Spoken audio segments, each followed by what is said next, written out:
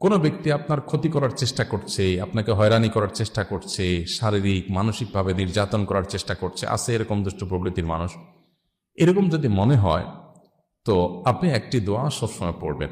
নবী করিম সাল্লাল্লাহু আলাইহি ওয়াসাল্লাম কোনো ব্যক্তি তার ক্ষতি করতে পারে এরকম আশঙ্কা বোধ করলে তার ক্ষতি থেকে বাঁচার জন্য এই দোয়া পড়তেন। দোয়াটা হলো আল্লাহুম্মা ইন্না নাজআলুকা ফি নুহুরিহিম ওয়া নাউযু বিকা মিন শুরুরিহিম।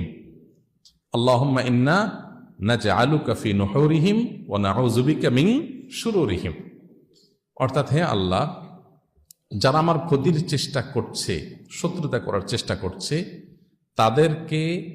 তাদেরকে উপযুক্ত শাস্তি দিয়ে দমন করার জন্য, তাদেরকে শেষ করার জন্য আমি আপনার কাছে দায়িত্ব অর্পণ করলাম। আপনি মেহেরবানি করে আমার হয়ে আপনি তাদেরকে উপযুক্ত শাস্তি দিন, তাদের থামিয়ে দিন, তাদেরকে দমন করুন, তাদের শেষ করুন।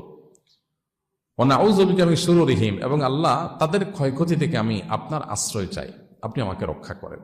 নবী করিম সাল্লাল্লাহু আলাইহি সাল্লামের এই দোয়াটা খুবই অর্থবহ একটা দোয়া। এই জন্য জীবনে কখনো কোনো